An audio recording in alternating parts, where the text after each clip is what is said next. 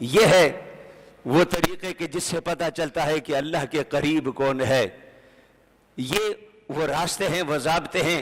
ابھی میں الذین آمنوا وکانوا یتقون کی تفصیلات کی طرف نہیں جاتا، لیکن اگر ایک اور حدیث سے اس سادے مسئلے کو بیان کروں کہ ہم نے ولایت کو ایک ایسی چیز بنا دیا ہے.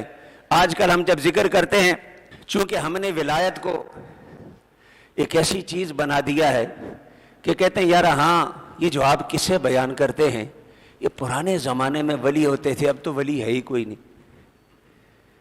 چونکہ کرائٹیریا جو آپ نے جوڑ لیا. ہمارا ایمان یہ ہے کہ جس ولایت کا ذکر قرآن کرتا ہے وہ ہر زمانے میں ہوتے ہیں، وہ ہر دور میں ہوتے ہیں. اور بلکہ کبھی کبھی میں لوگوں کو کہتا ہوں کبھی قرآنی کرائٹیریا اٹھا کر دیکھو ولایت کا، الذین آمنوا وکانوا یتقون.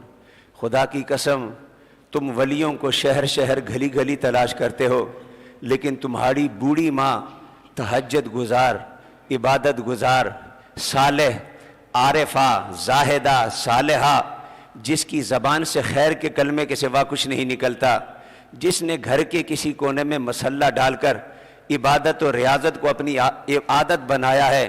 اے شہر شہر ولیہ کو ڈھونڈنے والے، خدا نے ولیہ ماں کی شکل میں تیرے گھر کے آنگن میں تجھے دی ہے.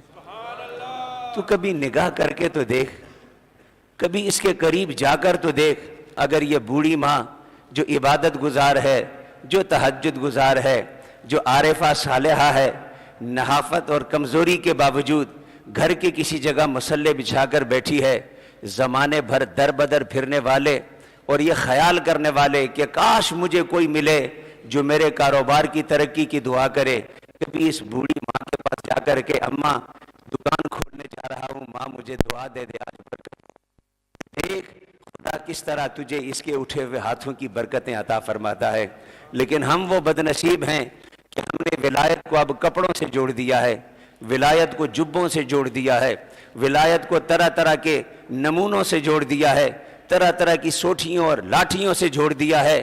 ایسا ہوگا تو ولی ہوگا، ایسا ہوگا تو ولی ہوگا. قرآن اور میرے مصطفیٰ نے سوٹھیاں، کپڑے اور لباس اور اس کے طور طریقے ولایت کے نہیں بتائے.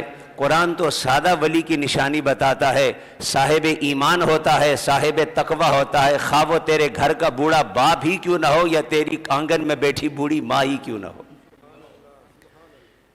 ان سے طلب کرو. اور خاص طور پر یہ ضمنی بات ہے، یہ بات تو میں اکثر کہتا ہوں اور علماء کی مجلس میں کہتا ہوں کہ بندے کو خیال آئے کہ میں کسی ولی اور اللہ کے نیک بندے کے پاس جا کر اپنے لیے مشکلات کی دعا حل کراؤں، اس لیے کہ پریشانیاں ہیں. گھر میں تیری اپنی والدہ ہے، بے شک اس درجے کی زاہدہ بھی نہیں، اس درجے کی عابدہ بھی نہیں، گھر والوں کے لیے وہ عام عورت ہے، ایک عام خاتون ہے، مگر تیرے لیے رب کائنات نے جنت اس کے قدموں کے نیچے رکھی ہے. تیرے گھر کا باپ کہلانے والا محلے کا عام آدمی ہوگا، محلے دار اسے عام بندہ سمجھیں گے، مگر رضا الرب فی رضا الوالد وسخط الرب فی سخط الوالد.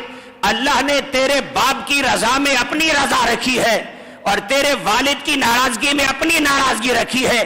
اگر تو نے یہ دیکھنا ہو کہ تیرا رب تجھ سے راضی ہے کہ نہیں، اپنے باپ کے چہرے کو دیکھ. یہ میرے مصطفیٰ کا نسخہ ہے، جس سے باپ راضی ہوتا ہے سمجھ لے خدا بھی اس سے راضی ہے.